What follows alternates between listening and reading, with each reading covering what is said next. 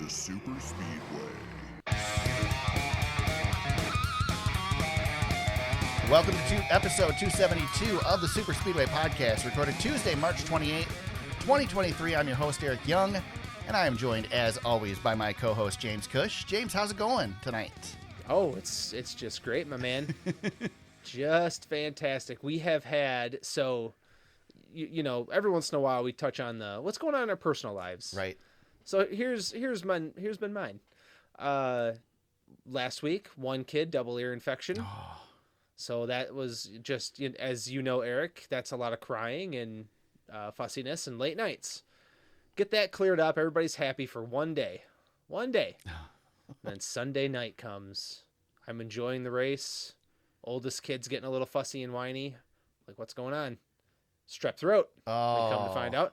So we go back-to-back, double ear infection, strep throat. I am one hit away from a triple crown here at our house. So I am hunkering down. Yeah. I don't want any more illnesses to you know, Eric, it'd be great if the kids could get sick simultaneously and it lasts like 1 or 2 days. But no, it has to be 14 full days right. of nonsense. So that's how I'm doing. How are you? Well, I'm going to knock on wood and say that everybody's pretty healthy here.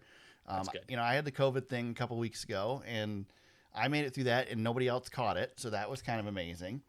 Yep. I don't know how that happened. Not a freaking clue how it happened, but somehow we managed to work it out, and I had to suffer for a week, and everybody else just kept clicking. So that's fantastic. Yeah. I'm glad though, because I didn't want to have to deal with everybody else with it too. You know? Yeah. I don't do good taking. See, I don't require a lot of care. I just require to be left alone. Yes. And other people in my household require care, and I'm not the caring type because I grew up where you're sick, you go to the other room and you get away from everybody. So yeah, I've been dealing with that. Plus, it's spring break, so yes. That's going on. Schedules are wacky. Daycare stuff's all over the place. I am not in the zone for that matter. But yeah, you know, here we are. Yeah, I get to do the spring break thing next week, and we have not yet discussed who's staying home with the kids. So probably should have that discussion pretty soon. Yes. So, but meanwhile, James, we went road racing this week in NASCAR. And something like that, yeah. Yeah, we ran our very first 3 races in 6 years without staged cautions. And you know what? Did you miss them? I didn't miss them. Not one bit. No. I mean, not one bit. I don't know how long you want to talk about it, but not one bit for me. Well, I could care less if we have stage breaks ever again. You know, and it's funny because I have been adamant that the stages are very important and that we need to keep them except on the road courses.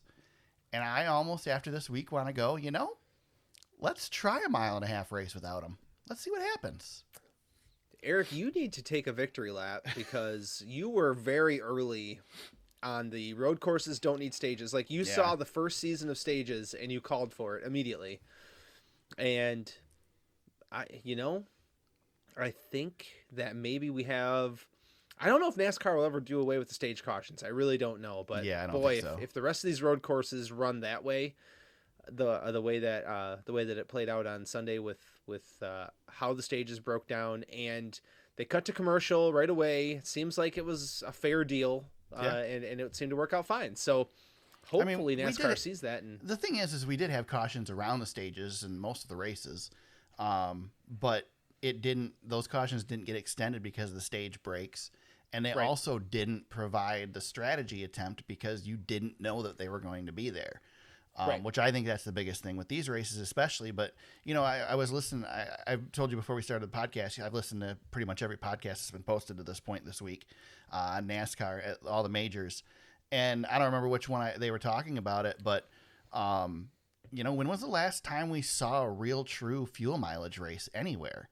We really haven't in a long time because I think of these stages and, you know, that it's you're not planning for a 400-mile race anymore. You're not planning for a 500-mile race. You're planning for that last 120 miles. Mm-hmm. And that's a lot easier to plan for than it is, you know, the big length of the race. So I don't know. I mean, I still I'm not gonna stand on this rooftop and scream, "Let's get rid of stage breaks everywhere." But if NASCAR decided tomorrow to get rid of them, I'd be all right with it. I wouldn't complain. Yeah, I thought I just thought it was nice to have a real race. Yeah. Up and we'll get to it. Up until the end of the race, we had a real race for the most part all day.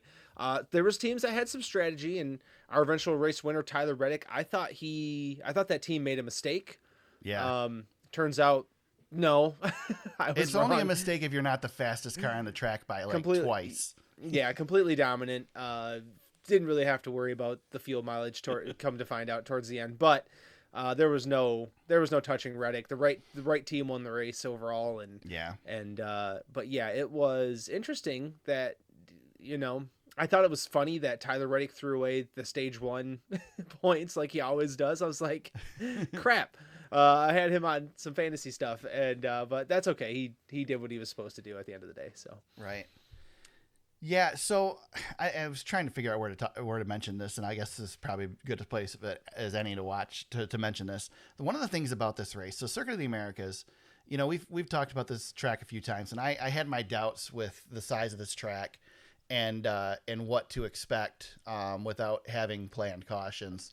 And I will say the one thing that this track, despite the fact that it's long as hell, is, and I think Kurt Busch is the one who mentioned it, or somebody mentioned it on the broadcast on Sunday, that the best part about this track is the fact that every good passing opportunity is followed up by another, putting that person in the preferred lane in the non-preferred lane. Mm-hmm. So like no pass is like just clean. You don't just get by somebody. You're still going to have to battle them in the next turn. So that's great. Right. That being said, there's something to me, James, about NASCAR running on a Formula One track.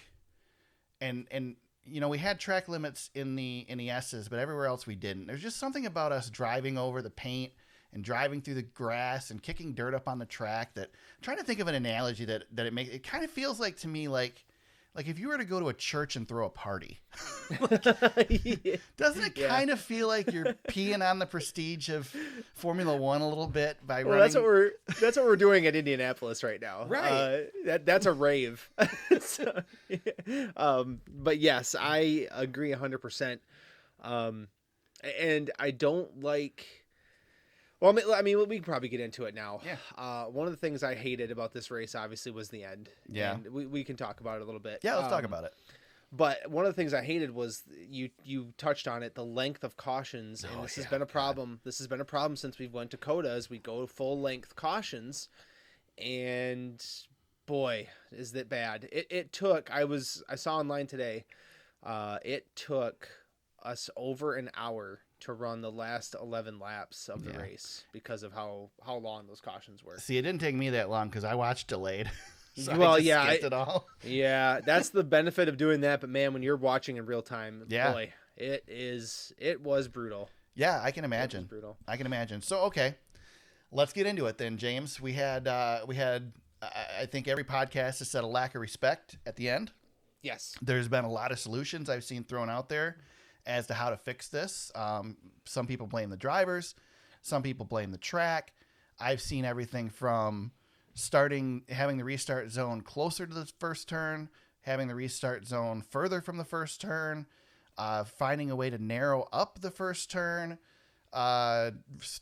restarting single file, no green, white checkers. You told me before we recorded this podcast you're going to fix NASCAR tonight. So what is your solution to this? Or, I mean, obviously, I'm guessing you need to say there needs to be a solution because you don't like the length of how it turned out. So what is your solution to fix this issue?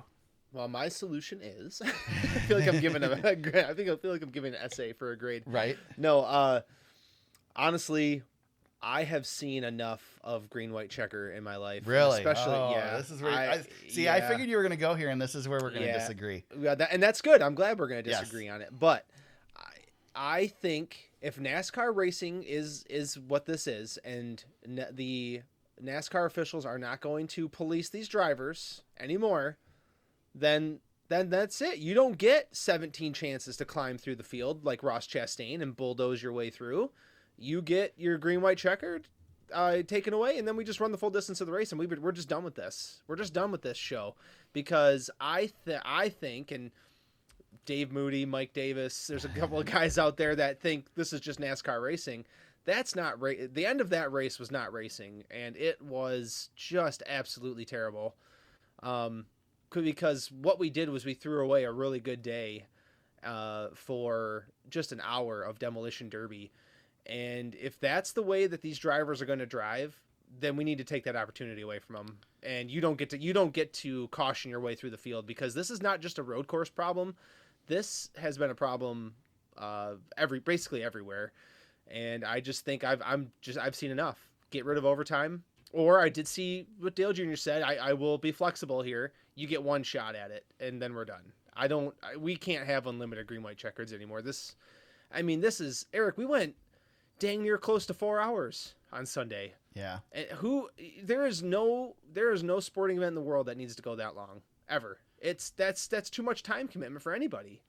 I'd say it's a big ask of the fans, and it's the drivers. I know there's driver etiquette out there, but it's completely lacking with our drivers at this point. I don't know if it's because the cars aren't falling apart, or they're too stiff, or whatever. But something's got to change. And if this is the system we're going to be in with these cars and these types of drivers, and they're not policing it, then do away with it, in my opinion.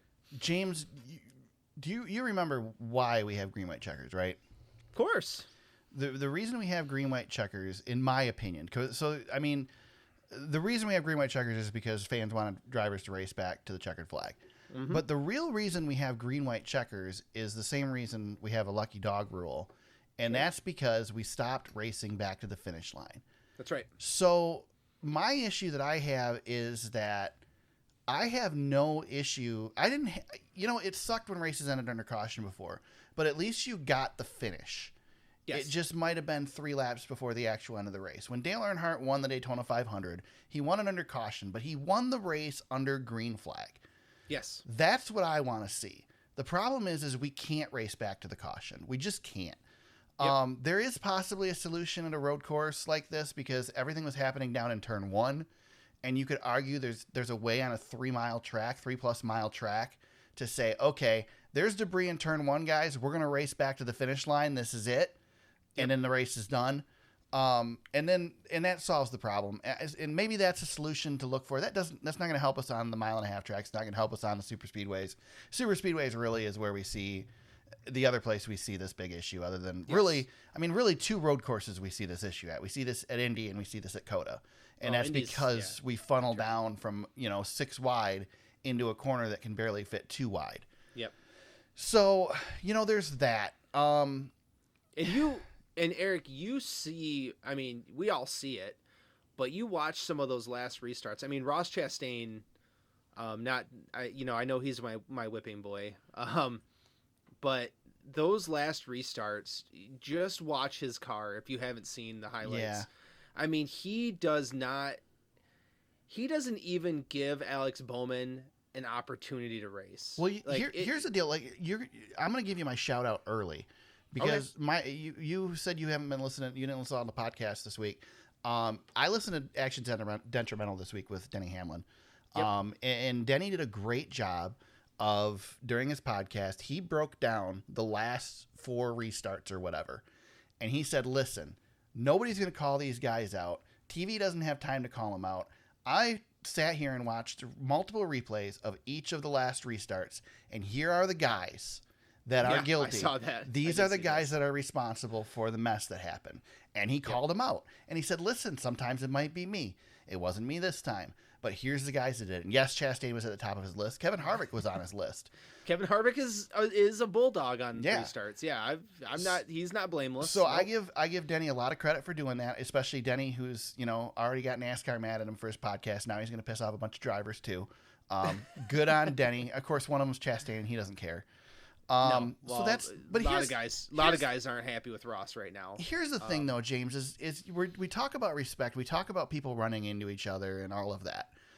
It would take me less than 5 minutes right now to go on YouTube and find you a clip of somebody doing it won't be the same because it's not all these cars piling in the corner, but somebody racing with this type of respect, a high-level driver, a Dale Earnhardt, a Darrell Waltrip, a Jeff Bodine at Riverside in the 1980s. This is nothing new, especially on road courses in NASCAR. There's two big differences. And you know what I'm going to do? I didn't officially pull this clip. It's right off of YouTube, so I'm going to play it real quick. This is from frontstretch.com. This is Ryan Preece responding after getting wrecked out. Yeah. So here's, sorry if the audio is screwy because I haven't even previewed this or anything yet. But here's what Ryan Preece had to say, and we'll discuss, because I think this is part of the solution. Maybe. Is it coming? Hold on. This is what happens. Buffering? This is what happens when you're doing live. Oh, I muted. That's Mark why. it. All right, here we go. Here with Ryan Preece. Fortunate into your day. You were running the top 10 before all the overtime cautions started and just ended up getting damaged. Can you explain what happened? Yeah, I got wrecked by a bunch of hacks. Yeah, I saw on your I saw that on your Twitter. Yeah, no, what you want to know what this is? This comes down to a lack of respect of it. This is, I get so frustrated because growing up, a lot of these guys, they just pay their way and they don't respect cars, and what happens going into turn one, they just run into everyone and they ruin days. So someone needs an ass kicking, that's for sure. This is Daniel Hamlin. There you go. That is your solution right there, James. Somebody needs to step up, and either all these drivers need to shut up and quit belly aching about it, or they need to take it into their hands and take care of it. And I'm not talking about chasing somebody down on the parade lap after the race and running into them on pit road around pit officials from the protection Using of your race car because you're chicken. Yes, Daniel Suarez. Yep. I'm talking about you get out of the car afterwards and you grab them by the collar and you say, listen, you don't do this crap. That's the stuff that's going to stop this. That, and the other thing is we built these cars to be freaking tanks. We're so excited they can bounce off the wall and you don't get a fender rub. Well, guess what happens? You can run into each other too and you don't get a fender rub. There is no penalty, no consequence whatsoever. I do not want to see NASCAR step in and start penalizing drivers. I don't want to be Formula One. I don't want to do that either. But these drivers need to take it into their hands and solve this problem. Otherwise, they all need to shut up and just race. Yeah, and you know, you mentioned Denny Hamlin and with his podcast, and that's great. And Denny can be, because of his personality, he can be the easy villain, and we can all celebrate. By the way, Denny's not swinging at anybody either. No, he's not. No, nobody is. Right. The only one close would be Harvick, and he didn't even do it last time. He had an issue Dale Jr. told, I know you're a big fan of Mike Davis right now, but Dale Jr. told Mike Davis to add Ryan Preece to his list because Davis is keeping track of those guys that say they're going to do something and they don't. So now Preece is on notice. It's time, Ryan. Yeah, that's right. That's right. Yeah, I mean, that's, I love that. There's no, we've talked about this before, Eric. There's no elder statesman really anymore. And Harvick, Kevin Harvick could be, Kyle Busch could be, but these guys, like even Kyle Busch, right? He has an interview that goes a little bit viral on Twitter, right? And he uses the microphone to, it was I loved it. He uses the microphone to insult Ross Chastain. Yeah. What he should have done, to your point, is go over there and grab him around the collar. Yep. And give it to him. But Dale Earnhardt had a move that if you listen to any podcast with people talking that used to talk with Dale Earnhardt, used to race with Dale Earnhardt had that move. That you and I have all had an uncle or a relative do this to us, somebody we know older than us. A tight squeeze. Yep, grab right around the back of your neck. Looks real friendly, but that little squeeze, it's like you need to pay attention. This is serious. Yep. And that's what some of these guys need. You mentioned Kevin Harvick, James, and an elder statesman. Let me remind you, the reason we have unlimited green, white checkers, by the way, we only had 3 this weekend, so it wouldn't have changed anything. But the reason we have an unlimited green, white checkers is because of Kevin Harvick. Yes, right. Because and that's the problem with Dale Jr.'s plan of only having 1 is now you can manipulate it. And you think it was bad when they didn't know if it was the last restart. Can you imagine if they know it's the last one? Well, and that's the thing. Like, if you know what the race distance is, you ain't got to worry about it. I just don't think you can get rid of the green, white checker and not race. It's too frustrating to sit there for 3-4 hours. I know it's frustrating to sit there for an hour watching restart after restart, but it's so frustrating to sit there for 3 or 4 hours and not have a finish. It's like a hockey game ending in a tie. the problem I encounter with these when it gets like this, and this has happened multiple times now, Eric. This is not a one-time thing, Right. And I want to before I say that, I want to say this. I have no problem with drivers being aggressive, making contact. Right. It's what we saw, that demolition derby at the end of the day. That's the problem. But I think, man, this is so tough. I don't know. I mean, it really happens once or twice a year. Is it that big of a deal? I mean, I know it looks bad, and I know it's... don't get me wrong. I'm not sitting here saying I loved what I saw, because I didn't. And listen, Tyler Reddick won this race, and if he'd have been taken out, I'd be sitting here screaming that that's ridiculous, that the best guy got taken out because of a bunch of stupidity at the end of the race. Yep. But... I just don't feel like it's... I think it's a problem this week, and we're all going to forget about it next week. And but the problem I continuously run into when this happens is I just want to turn it off and leave. That's true. I don't want to finish it anymore because I'm just done. I'm like, oh my God, another one. Yeah. Oh my God, another one. Like, can't we just get this done? And at COTA, it's magnified because you got, 10 minutes per caution lap, it seems like, because it's so freaking long. Well, I mean, again, we have a special rule for road courses now with the stages. Maybe, like I said, we need to have NASCAR be able to come over the radio and say, listen, you're racing back to the line. And can't we, it takes a long time to run a lap at COTA. Are we not able to avoid the full course cautions by, I don't know, running out there and picking up that debris real quick while the cars are going around? I mean, I remember specifically back big racetrack at Michigan once, way back in like the 80s or 90s, where there was debris on the track and there was a big gap and somebody ran out onto the track during green flag to get debris. That's a little bit, that's pretty rough. That's pretty hairy. Yeah. I'm with you, but I mean, NASCAR has demonstrated in the not too distant past that they aren't real good at making sure the track is clear. That's right. Or able to be raced upon, or that all curbs are put together, or things like that. So maybe having people run out on a track that's active. I've heard a lot of people talk about having local yellows.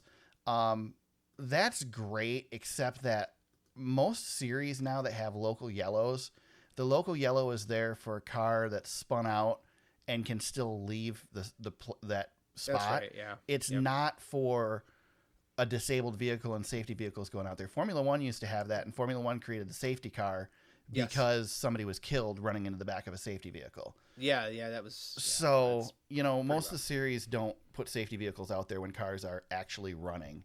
Yeah, it's too hard. Yeah, you're asking for it's a big ask. There. Oh, I understand, and I totally understand. You can't do that, but and there's you mentioned Ross Chastain being the source of a lot of this issue.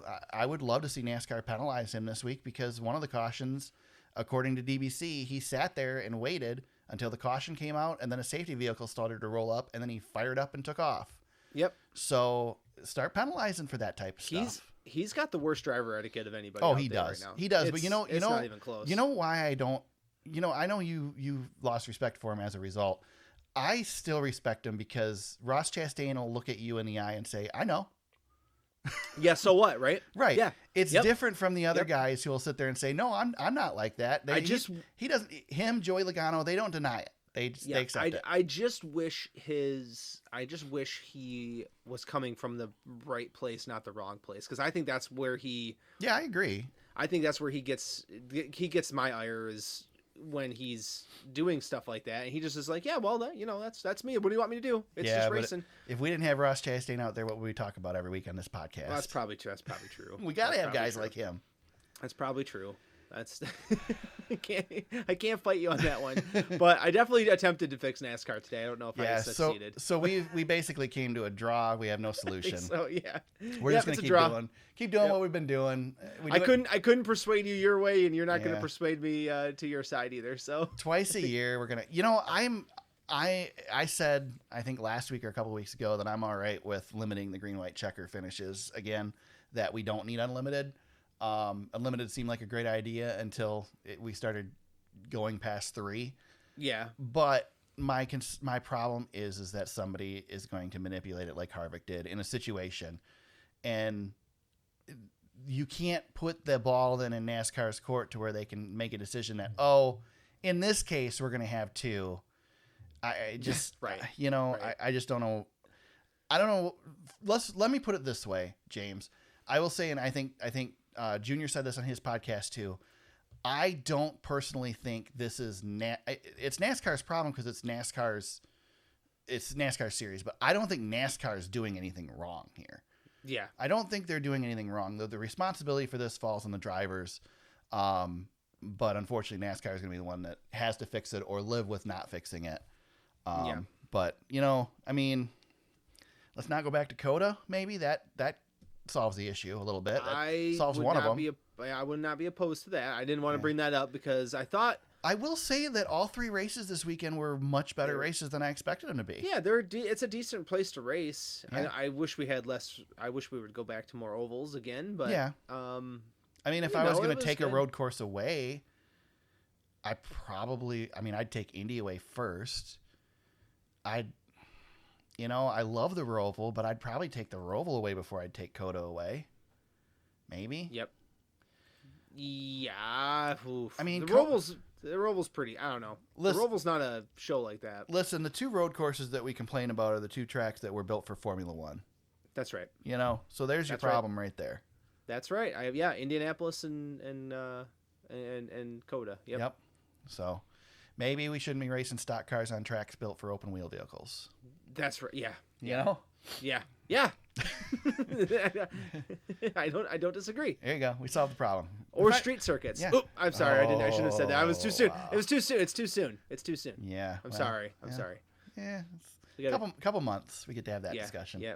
Sorry. My bad. We mentioned Daniel Suarez racing around the track and crashing into the back of Alex Bowman on pit road. Right by a NASCAR official. We don't know penalties again because we're recording Tuesday and they're going to announce penalties on Wednesday. First of all, does Daniel Suarez get penalized? And second of all, what should that penalty be, James? I think he needs to sit. I think he does too. I think if you're going to sit a driver for something, this is what you should sit him for. But I said they should have sat Ty Gibbs last year for the same thing. Yep. And if, when he hits Bowman, and I retweeted the video, so if you want to go to Twitter, if you follow us, you can quickly see it there, but it was all over the place. Yeah. First he hits Ross out of the way, which he's already mad at Ross, and that's everybody was mad at Ross. So, but then he goes up to Bowman, and I don't know what the speed was that they're going there, Eric. 40 miles an hour, maybe 20, 30, 40. I bet you it's faster than it looks. It is faster than it looks, and he hits Bowman, and Bowman's car gets a little bit squirrely, a little bit, not a lot. Thank God. I saw a little fear in the eyes of that NASCAR official. Dude, I'm telling you what, if he spins Bowman into that official, we've got a massive, massive problem on our hands, and it's a big time sport. NASCAR as a sport problem. Yeah, NASCAR needs to draw the line on pit road. Drop the hammer. I don't care how long you sit him. If they came back and said he's sitting 5, I'm going to be fine with it because I thought that was one of the grossest things I've seen after a race in quite a long time. Yeah, I think that was bad. It was bad. When you penalized Bubba Wallace for wrecking Chase Elliott at Vegas last year. Oh, Kyle Larson? Yeah, sorry, yeah. Wasn't it? Yeah, Kyle Larson. You're right, Kyle Larson. When you parked Bubba for a week for that, this is way worse. I mean, way worse than that. That's a defenseless person on pit road. Not only that, James, but Eric, this is a 3.5 mile track. These guys, they shouldn't do this, but they always do. They unbelt as they're going around this track on the cool down lap. And you said, earlier the big point here. You called these cars tanks. We built tanks, and it's great to be in a tank when you're the one behind the wheel of it. But when a tank's coming at you and you've got nothing to protect you, what the hell are you gonna do? Right. Like it's just these guys are sometimes was absolutely ridiculous. They're sometimes taking their helmets off. They're taking their seatbelts off. If you watch a crash test video of a street car, those are usually like 40 miles an hour at the most. Yeah, that's the speed they were at. That's freaking dangerous. Dude, go stand next to a highway or a 50 mile an hour road and tell me that car ain't going that fast, even though it looks slow on TV. Yeah. Man, I was, and I like Daniel Suarez. I know, me too. Man, That was bad. And I know he was upset in had... that moment, and I'm sure he regrets doing it. But NASCAR needs to make sure every driver knows that this is not accepted at all. Man up, park your car, man up, take your helmet off, and go have a conversation with the man. That's and the problem. You guys got to put all these guys want to use their cars as a weapon, and that's it. Yeah, and if you want to put your hands on somebody and you guys have at it, then boys have at it, right? Yep. There's nothing wrong with that. You don't get suspended. But when you're doing that with your car, man, I do. Now I don't often root for the one race suspension, but I'm rooting for the one race suspension here. He needs to be. Yeah. And this needs to be a shot across the bow of all the drivers. Yep. Like this crap needs to be done. Yeah. If NASCAR doesn't park him, they're saying this is okay. Yep. Don't do this anymore, please. Yep. Please, can we stop doing this? We've had close calls in the past, Eric. I can't remember them off the top of my head, but I know this isn't the first time, and by God, it better be the last. Is all I can think of. I've stood on pit road as cars were pulling in off the track, and the last thing I thought of as somebody down there on pit road is that I might have to dodge a car that goes spinning because somebody ran in the back of it. Yep. You know, none of those people. They should be. I mean, we all should be head on a swivel when we're down there, but nobody's thinking about that. No. Nope. It's just stupid. Just stupid.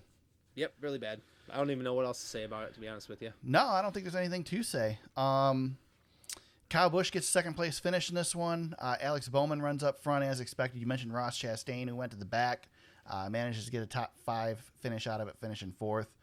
William Byron, strong all day, finishes 5th. He was the only one who had anything for Reddick. And he was. It was restarts basically. Yeah. Where he was good. And then of course on the last one that team made the worst call late in that race when they put him to the outside on row 1 of Tyler Reddick. Yeah. And he was so good on the bottom all day, and that seemed to be the end of the day for old Bill. But Kyle consistently putting himself on the bottom behind him. Yes, got to second place. Yeah, that was the best move he could make. That was the only shot he had at beating Tyler Reddick, which he didn't really have a shot at beating him, but. No, he didn't. But if if Reddick makes a mistake, Reddick wasn't great on restarts. No. Even though he drove, and I said last week I wanted to see that team. I just felt like they were still early in their relationship, right? Right.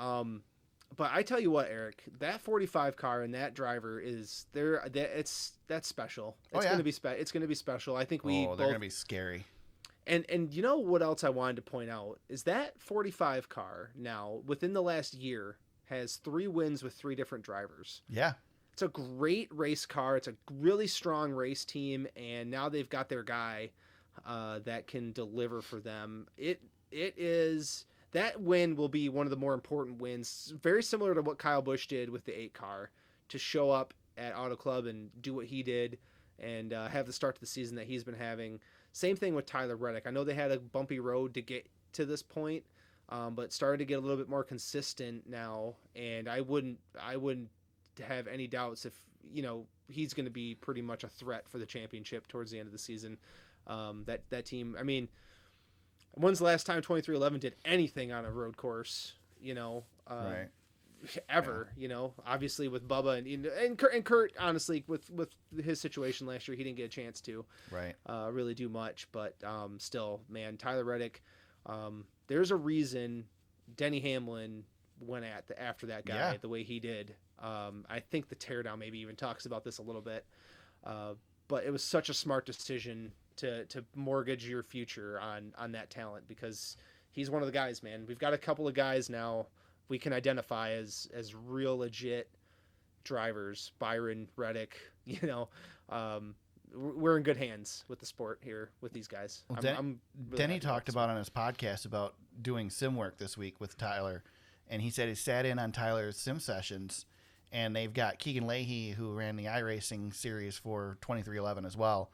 He's in there helping with the sim stuff right now, and going to work for 2311, which is awesome for Keegan. But so Denny sat in on these sessions, and he said he looked at the times from him to Tyler, and he said, man, there's no way he's that much faster. Like, we're gonna get to the track and it'll even itself out. It's just a fluke or whatever. And he got to the track and he's like, no, he's that much faster than I am. And same stuff, Yeah, going out there and whooping on him. I just wonder what, like, I don't know what it is that some drivers can just break through the way that they do. Especially at road course races, you know, like it really seems to be a differentiator. Like there's a guy who's just going to hit it for a period of time and they're just the best. Yeah. I mean, Mark Martin, Jeff Gordon, Tony Stewart, and, you know, all the way through to Chase Elliott, for a long period of time. Like it seems like those guys are just really, like, they just got it. They just have it at the road courses. And Tyler Reddick is of, you know, a cut of that cloth now. Yeah. He's going to be tough. You mentioned Kurt Busch. Kurt gets a little choked up during the race broadcast, calling Reddick to the line. I know he got some criticism from people saying he was being a homer and whatever, being biased. Like, first of all, Kurt is not a member of the Fox team. He's up there, you know, participating in the broadcast for one race. Kurt can be as biased as he wants to be, but come on, man, cut the guy some slack. He just had his career cut short, you know, due to an injury. Let him have some emotion up there. He did not want to be out of that car. No. And he doesn't. And I really look forward to him coming back. Yeah. Because he'll come back. I think he'll come back. He'll race a third car for them. I just can only imagine what that's like. You know, you celebrate victory with that team a year ago, and it's cut short in a qualifying crash, and you just never come back. And seeing somebody else have success has got to. I give Kurt a lot of credit because he's a part of that team. He's stuck with them. Yep. He's celebrating in victory lane, but it's got to hurt a little bit too. It's like a happy hurt, but still a hurt nonetheless. Yeah.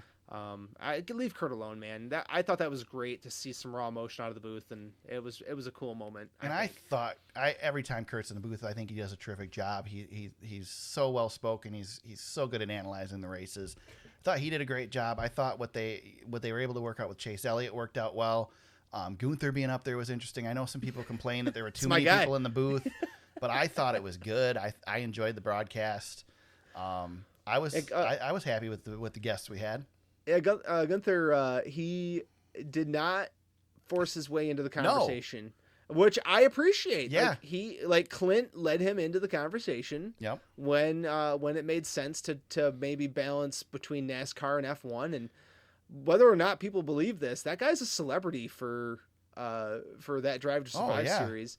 But also a neat nugget. Did you know that he owns the manufacturing company that makes the diffusers under the car? I did not know that.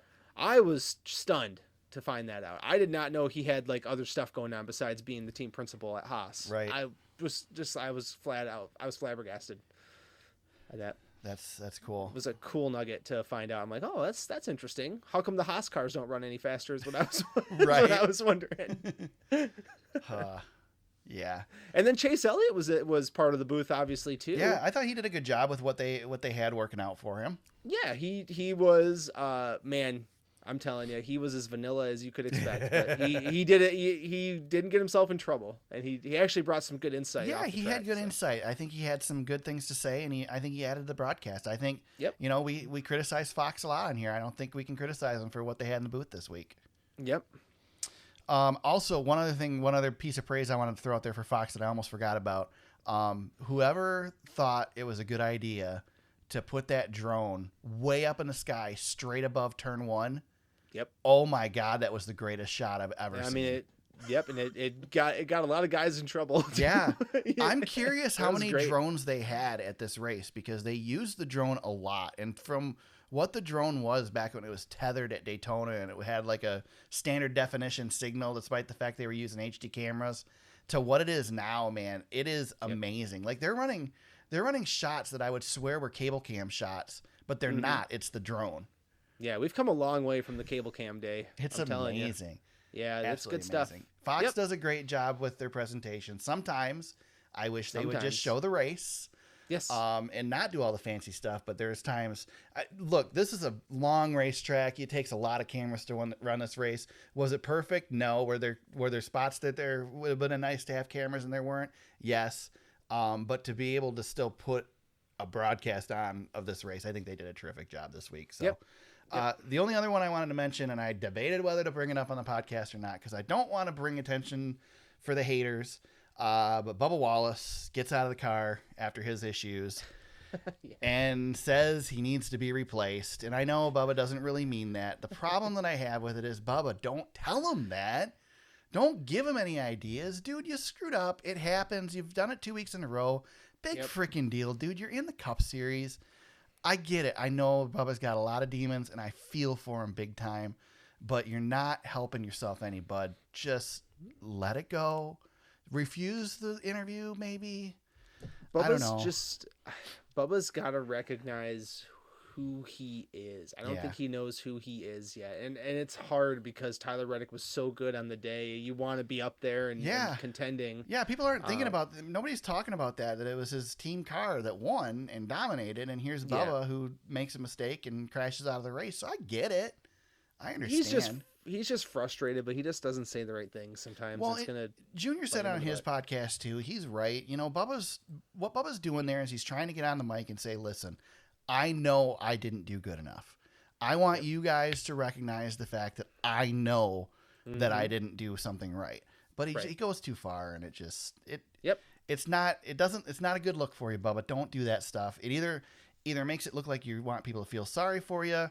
It makes you seem like a sore loser. We get it. I know what he's dealing with, and I've seen the emotion when he's down on himself firsthand, standing next to him. But you gotta move on from that and just be you, man. Be you. Yep, that's right. Big Bubba fans here. Just don't do that to us. Yes. Yeah. There's another driver I wanted to shout out on the positive end from this race. Corey LaJoie again. Yeah. I want to throw him out there real quick. He just misses the top 10, but my God. And then Todd freaking Gilliland. Yeah, thank you. Yes, good one. Yes, he's putting a nice little season together on a year where his own team doesn't want him anymore. Yeah, so that's he's outperforming some pretty good drivers too. Some pretty good drivers, but drivers in his class, I should say. Right. I mean, that he's kind of affiliated with. He beat Kyle Larson and Kevin Harvick and Denny Hamlin, Martin Truex Jr. I mean, and he's beaten Harrison Burton on a pretty consistent basis. Yeah. They came in together. So, I mean, that's, but yeah, that's a good run for him. He had a good day. Ty Gibbs had another good day, but yeah, top 10, I mean, a lot of the guys you would expect, but yeah, some you don't too. Is it worth mentioning the ringers a little bit? Because we haven't really talked about them. Yeah, I think we should. Yeah, I think we should real quick before we get out of the Cup Series race, because I had some praise and some questions to be one of the ringers didn't even make it a lap, and that was the goat. Poor Jimmy. Poor Jimmy. Not even his do. Yeah, nothing to do with him, and just got wrecked. All he wanted to do was make some laps at COTA, and he didn't even get to complete one. What a bummer. Yep. Yeah. Which one was the one that was talking about that he almost quit during the race? That was Jenson Button. Yeah. I mean, he had a good day too. 18th position at the end. So, he had a lot of good things to say. Like I saw, hearing his in-car audio after the race, like he was fired up. Yeah. And sounded like he really enjoyed his experience. I think he had a chance to calm down, and that day was hard on his body. Yeah. I don't think he was ready for the heat. It was a hot day at COTA from everything I heard too. But he heaped a lot of praise on NASCAR drivers and how they are just on it all day, and he's not used to that. Right. He did say the Wreck Fest wasn't very much fun. But it was cool to see. I mean, he's been at the top of F1. He's a world champion, so yeah. He's got a nice little pedigree there, but he also hasn't driven in a few years. So to come out of there with an 18th place finish, I thought that was an awesome day for him. In that Rick Ware car. How about Jordan Taylor qualifies 4th? Yeah, he had speed. Yeah, as long as nobody was around him. Yeah, that's the hard part. But I mean, that's what I sent you a message on Facebook. Yeah, I know. Because there was a part of me, I know Jordan Taylor's not going to win this week, but when Steve Letarte said it on mic, I was like, okay, well, part of me wants Jordan Taylor to win this race. But there was no way he was gonna win. But I mean, he's fast, Eric. That's pretty cool to see. Like, I don't know, he's not gonna get reps in the 9 car anymore. But I'm curious to see what he could do if he really put the time in. To get used to what stock car racing is. He's a heck of a driver. I was impressed by his qualifying effort. One thing worth noting, and I believe it's Jordan Taylor. Jordan Taylor's the one that's been helping test the Garage 51 that's car right. too, He's right? part of that. Yeah, he's part of Garage 56. Air 56. He has technically run this car on this track. Yeah, he's but run the monster. Yeah, it's that car's got a lot more downforce and it's a lot better handling car than what these ones are too. So and so does Jimmy Johnson for that matter. That's true. And where'd that get him? Kimi Räikkönen did it well as well. Finished 29th, but was running good at points in this race as well. He's aggressive as hell. Yeah, he fits in. Yeah, he fits into the Cup Series just fine. You know who he reminds me of? Juan Pablo. Yeah. Like when you put fenders on this thing, look out, man! Yep. I'm coming in. I'm fast, and I'm gonna give it to you pretty good. So yeah. I like when Kimmy's out there. I'm looking forward to seeing him race more. It's a big learning curve for these guys, and cool to see him running. I mean, it's yeah. The day of the road course ringer coming out and potentially finishing top 5 in one of these races. It's a lot tougher now, especially it's hard, man. Especially the way these guys are driving. Maybe they might pull it off in the Xfinity Series or the Truck Series, but you're not going to see it in the Cup Series. I love seeing the F1 guys coming over here, though, and it makes me hopeful. I would love to see somebody a little bit. Not that these guys aren't relevant, like they are world champions, right? I know what you mean. But I would like a Daniel Ricciardo, for example. Like he says he's not going to do it, but man, he's popular, and I would just love to see him peek over here. We'll see somebody come over here when they're winning over there. Yeah, or when they are, yeah, exactly. Or maybe just out of the car, like Danny Rick. Or like, I'll see on Twitter from time to time that Max Verstappen, just for whatever reason, he loves running NASCAR trucks on iRacing. Yeah. It's just like, come on, man, come over here. Come on, one time, come on over here. But he's a handful. Yeah. So, but I mean, I just love that we have a little bit of that crossover. There's interest there. There's something there that we can tap into. I don't know how. Right. You know what I mean? Like, it's a good thing to have these guys coming over, and I really wish we could have crossover the other way. I just know it's not possible. Yeah. We can't really do it the other way around. It's you can't get Kyle Busch in an F1 car for a real race. It's too steep of a learning curve, and there's no seats. So yeah. But over here, you can definitely compete. Yep, agreed. We had a doubleheader on Saturday, NASCAR Xfinity Series, NASCAR Truck Series competing. We'll do just a quick run through on these ones. We'll start with the second one first. AJ Allmendinger comes out and gets himself a win in the Xfinity Series. Basically outdueled, everybody really. William Byron, Ty Gibbs, Sammy Smith at the end. All three of those guys were right up there running with him. Sammy Smith, man, this kid, we're looking at another one of those future stars going through JGR right now with that kid. Mm-hmm. He's got some freaking talent, and it's impressive to see.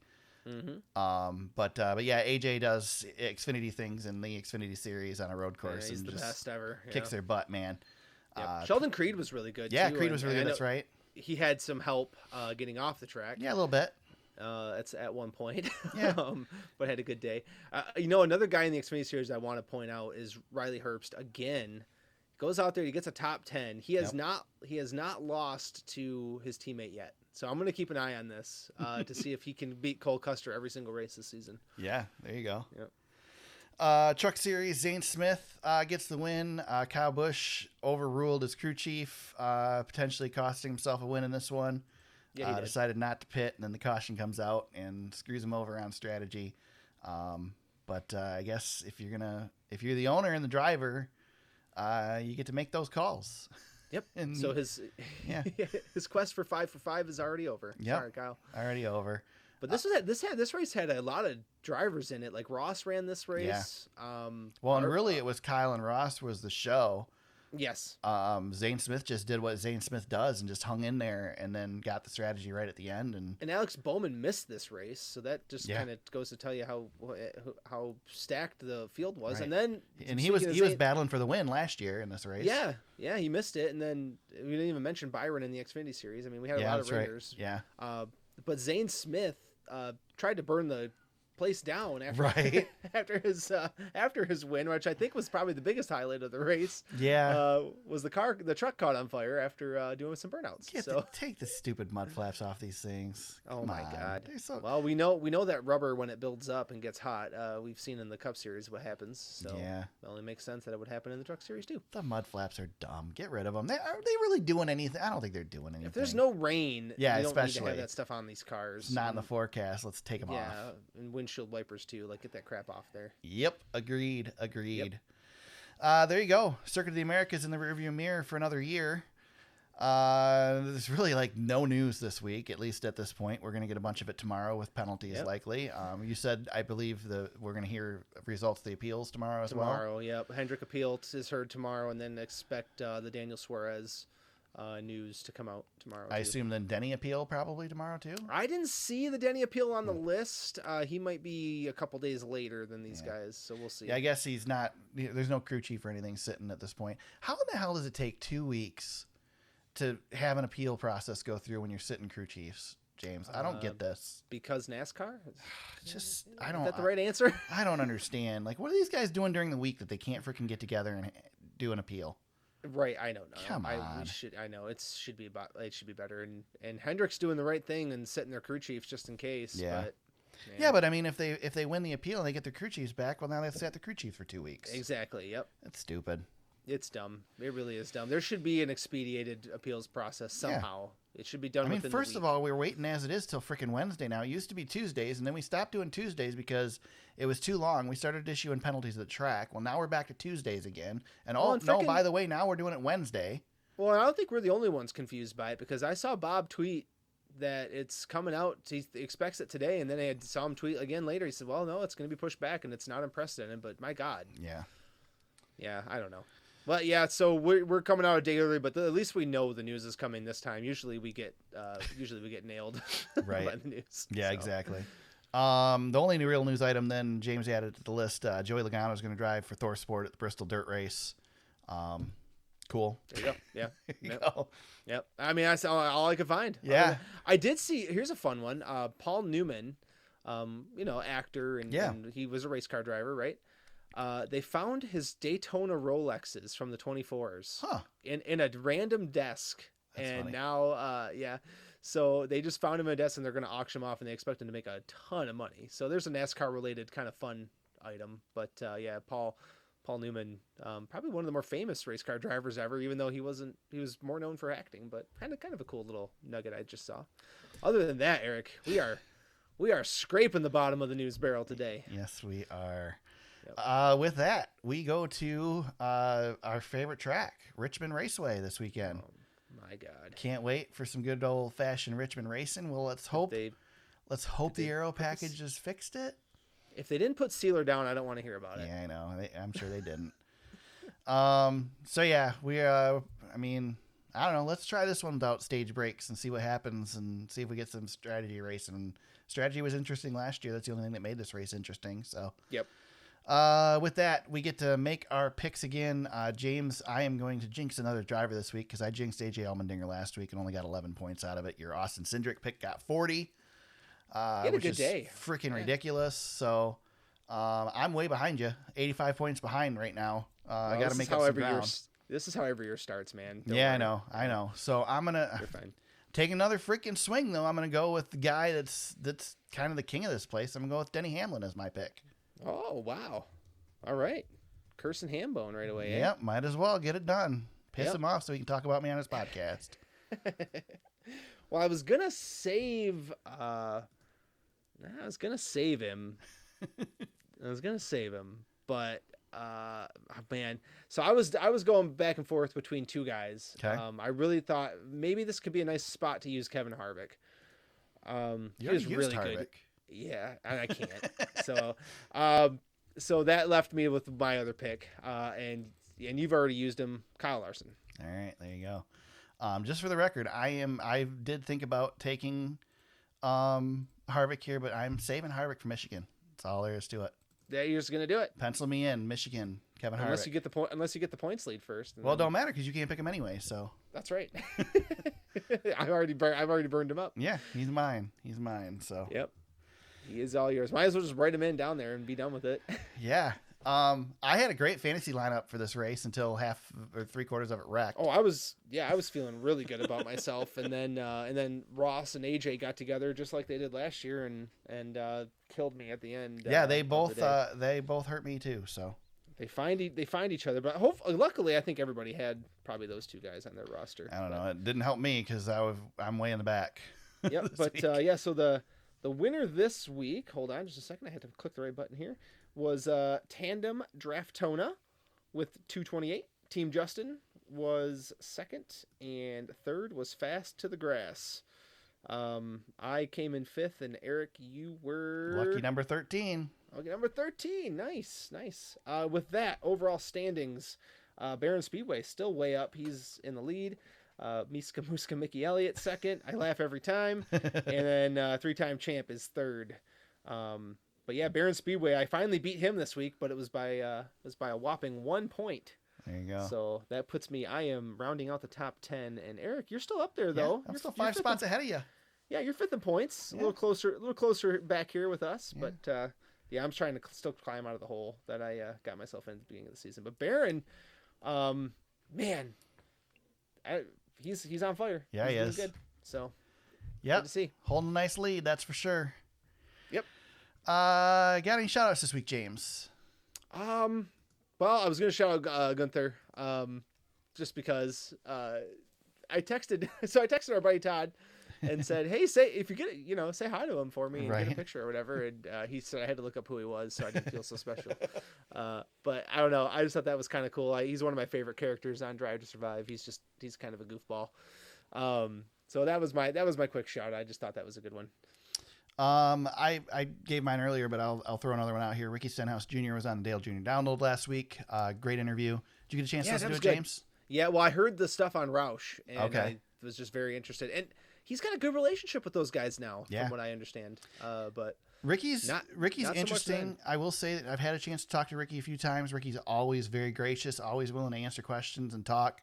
Always smiling. We watched somebody shared a video a couple weeks ago, and he's mingling with all the fans and stuff as he comes through the red carpet. He's a good dude. I think Ricky sometimes doesn't get the credit that he deserves. Obviously Daytona 500 winner now, but good guy for the sport. Man. Good guy for racing in general. So. I know he won the Daytona 500, and it's hard to say, like, hey, watch out, he's flying under the radar. But sneaky good start to his season outside of just that win. His average finish is up almost 10 spots from a year ago at this point. So he is 7th place at COTA.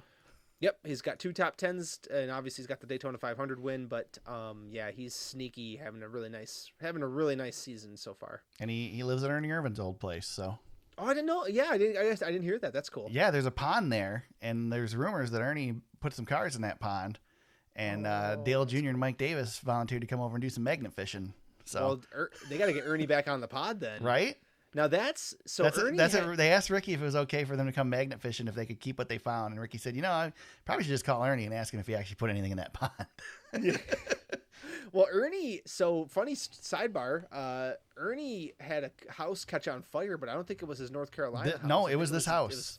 It was this properity, I believe, from the podcast. So yeah, he lost his Daytona 500 trophy in that fire, if I'm not mistaken. Yeah, and then I think last year, didn't they present him with a bunch of the replicas of the trophies? Yep, I think they got all of his stuff back. That's so sad. Yeah, man. Did that guy hit the bad luck, like every branch on the bad luck tree all the way down? Yeah, but he's still happy and going. So. He is happy and going. That's right. I mean, the guy had barely a chance to live, and he's still around. He is alive. Yep. That is a damn true statement if I've ever heard one. Yep. Yep. So I mean, the track tried to get him twice, and still he's still kicking. So good for him. Yeah. He ain't going anywhere. Yep. Black flags. Any black flags this weekend, James? No, Dave Moody. There's a difference between contact and hard racing, and then what we saw at the end of that race last week. You can't carry the flag for NASCAR every single week, Dave. Yeah, well, he tries. God dang it, dude. I don't know. I was frustrated when I saw that tweet. So that's my black flag. I already mentioned mine, but I'm gonna throw that black flag back at Daniel Suarez. We talked about it. Yep. Got to sit, man. Got to sit a week. I hope NASCAR pulls the trigger. That's all I got to say. Yep, I am too. James, where can people find you on social media if they want to hit you up during the week? At James Cush on Twitter. You can find me at TSuperspeedway on Twitter. You can find the podcast on Facebook at facebook.com/TheSuperspeedway. Our website is thesuperspeedway.com. You can find the podcast on Apple Podcasts, Spotify, Google Play, and Anchor.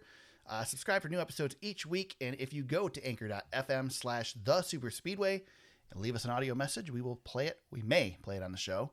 Call us up. Depends on what depends on what you say. Yeah. Well, I mean, to be fair, probably the worst things you say that there's probably a better chance of getting on the pod.